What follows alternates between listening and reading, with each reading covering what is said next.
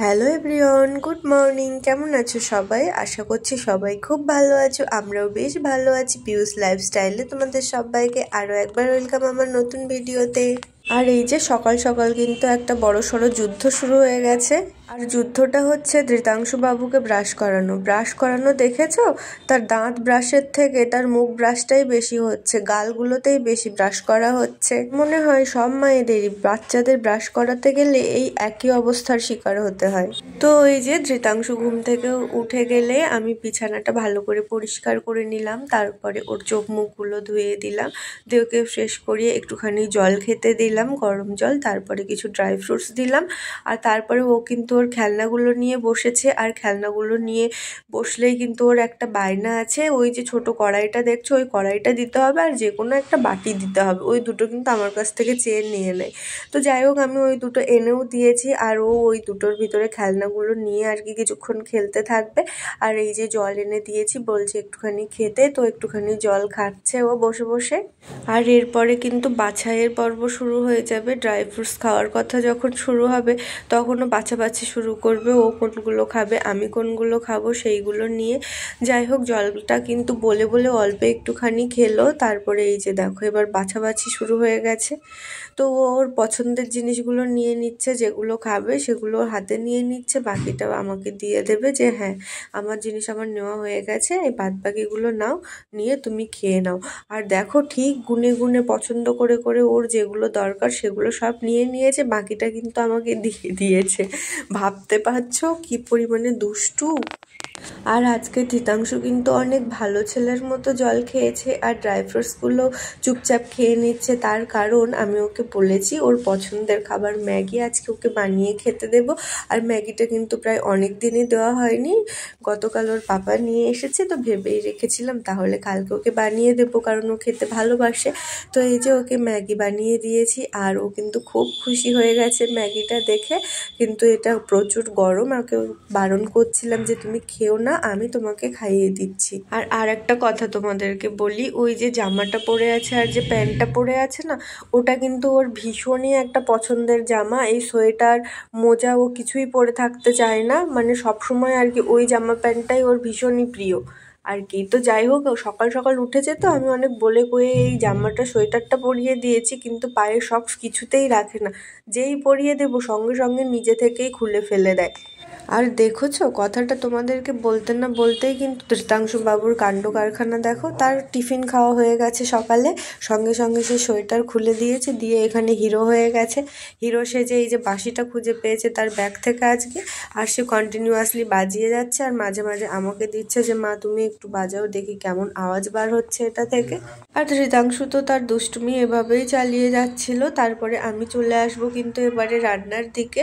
আর এই যে দেখো আমি আলু পটল এগুলো সব একটু ভিজিয়ে রেখেছি, একটু ধুয়ে রেখেছি বলতে গেলে, গাজরও ধুয়ে রেখেছি, আর যা যা মশলা লাগবে টমেটো পেঁয়াজ এগুলোও সব ধুয়ে রেখেছি। তারপরে এগুলো আস্তে আস্তে সব কেটেও ফেলবো।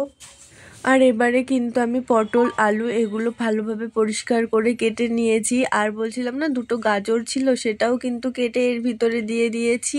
আর তারপরে তো কড়াই বসিয়ে দিয়েছি, কড়াইয়ের ভিতরে যা যা গোটা মশলা লাগে সেগুলো দিয়ে পেঁয়াজ কাঁচা লঙ্কা টমেটো দিয়ে অন্যান্য মশলা দিয়ে ভালো করে কষিয়ে নিয়েছি। সেটাতে তেল ছেড়ে দেওয়ার পরে আমি কিন্তু অ্যাড করব ভেজে রাখা পটল আলু গাজর এগুলোকে। আর এগুলো কিন্তু আমার ভেজে রেখে তুলে রাখা ছিল, তারপরে এখানে অ্যাড করে দিয়েছি ভিতরে। আর এই পর্যায়ে কিন্তু আমি ভালোভাবে একটু কষিয়ে নিচ্ছিলাম, তারপরে জল অ্যাড করে দেব এর ভিতরে।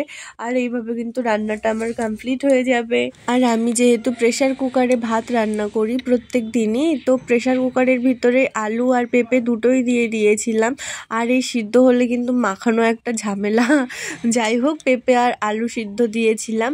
আর তারপর স্নান টান সেরে এরকম ধৃতাংশুর জন্য খাবারটা নিয়ে নিয়েছি, ওর একটু তরকারি নিয়েছি আর একটুখানি পেঁপে নিয়েছি।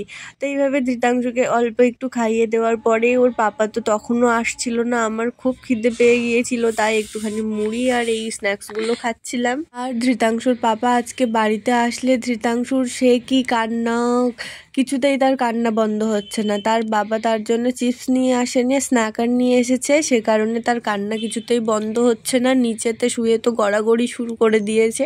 তারপরে ওর পাপা স্নানে চলে গেলে আমি কিন্তু ওকে নিয়ে দোকানে গিয়েছিলাম, গিয়ে এই যে দেখো পপকর্নগুলো নিয়ে এসেছে, এনে তারপরে এখানে খুব খুশি হয়ে গেছে। আর তারপর দুপুরের খাওয়া দাওয়া হয়ে গেলে আমরা কিন্তু শুয়ে পড়েছিলাম। আর আমি যেহেতু একদিক ফিরে ফোন দেখছিলাম আর ওর পাপাও একদিকে ফিরে ফোন দেখছিল, আর ধৃতাংশু মাঝখানে এদিক ওদিক কোনো সারা শব্দ না পেয়ে কিন্তু ঘুমিয়ে পড়েছে। আর ওর পাপা তো টায়ার্ড ছিল, অলরেডি ঘুমিয়ে পড়েছে, আর আমি কিন্তু তখনও ফোন দেখছি। আর এভাবে কখনো রেকর্ড করিনি, তাই আজকে একটু রেকর্ডিং করে নিলাম। আর বিছানায় কম্বলের ভিতরে শুয়ে থাকতে থাকতে আমারও তো ঘুম চলে এসেছিল। আর আমার সবে মাত্র একটু ঘুম এসেছে তখন ধৃতাংশুর পাপা কিন্তু আমাকে ডেকে দিয়েছে। আসলে আজকে নিচের একটা ভাইয়ের জন্মদিন আছে, তো তার জন্মদিনের রান্নাবান্নার দায়িত্ব কিন্তু আমাদের উপরেই ছিল, আর মাংসগুলো আনার দায়িত্বও কিন্তু ধৃতাংশুর পাপার উপরে ছিল। তোর পাপা ডিউটি থেকে ফেরার পথে এরকম চিকেন নিয়ে এসেছে। তোর পাপা বললো তুমি যদি একবার শো তো 6টার কম তো উঠবে না, তো রান্নাটা একটু বসিয়ে দাও। যে কারণে আমি উঠে কিন্তু এরকম রান্না বসিয়ে দিয়েছিলাম চিকেনটা। আর ওর পাপা গিয়েছিল বাজারে মাটন আনতে, তাছাড়া তার জন্য একটা গিফটও কেনার ছিল। তো আমি এরকম চিকেনটা রান্না করে নিয়েছিলাম, তারপরে চলে গিয়েছিলাম একটু মার্কেটে। আর মার্কেট থেকে এই যে দেখো একটা সোয়েটার নিয়ে এসেছি তার জন্যে। আর সে একটু হেলদি তো, যে কারণে একটু ওভার সাইজের এনেছি, ডাবল এক্সেল নিয়ে এসেছি। এটা কেমন হয়েছে তোমরা অবশ্যই জানিও কিন্তু। আর ওখানে গিয়ে তো আমারও একটা এরকম সোয়েটার পছন্দ হয়ে গিয়েছিল টপ স্টাইলের, তো আমি এটাও নিয়ে নিয়েছি। এই কালারটা কিন্তু আমার খুবই পছন্দ হয়েছিল। তো আমার সোয়েটারটা কেমন হয়েছে তোমরা অবশ্যই কমেন্ট করে জানিও কিন্তু। তারপরে বাড়িতে ফিরে সন্ধ্যা দিয়ে কিন্তু আবারও লেগে পড়লাম রান্নার কাজে। আর এই যে মাটনটা ছিল সেটাও আবার রান্না বসিয়ে দিলাম। তো এখানে মাটনটাও আমার রান্না হয়ে গেছে। তাছাড়া নিয়ে এসেছিল বাসমতি চাল, আর এই চালটা টোটালি 1 কিলো চাল কিন্তু আমি প্রেশার কুকারেই রান্না করেছি। আর আমি প্রেশার কুকারেই পার্মানেন্ট সবসময়ই ভাত করি। তো দেখো কি সুন্দর ঝরঝরে ভাত হয়েছে। আর আমি যেহেতু মাটন খাই না, ওদেরকে রান্না করে দিয়ে দিয়েছি। আর বাকি চিকেন আর ভাত এখানে নিয়ে নিয়েছি, ধৃতাংশু আর আমি খাবো বলে বাদ বাকি তরকারি ভাত সব কিছু নিচে পাঠিয়ে দিয়েছি তাদের জন্যে। তো আজকের দিনটা কিন্তু সব মিলিয়ে অনেকটাই ভালো কাটলো। আর আজকের ভিডিওটা কিন্তু আমি এখানেই শেষ করছি। কেমন লাগলো জানিও তোমরা। ভালো থেকো সবাই, দেখা হবে নতুন কোনো ভিডিও নিয়ে। ততক্ষণ সবাই ভালো থেকো, সুস্থ থেকো, সাবধানে থেকো।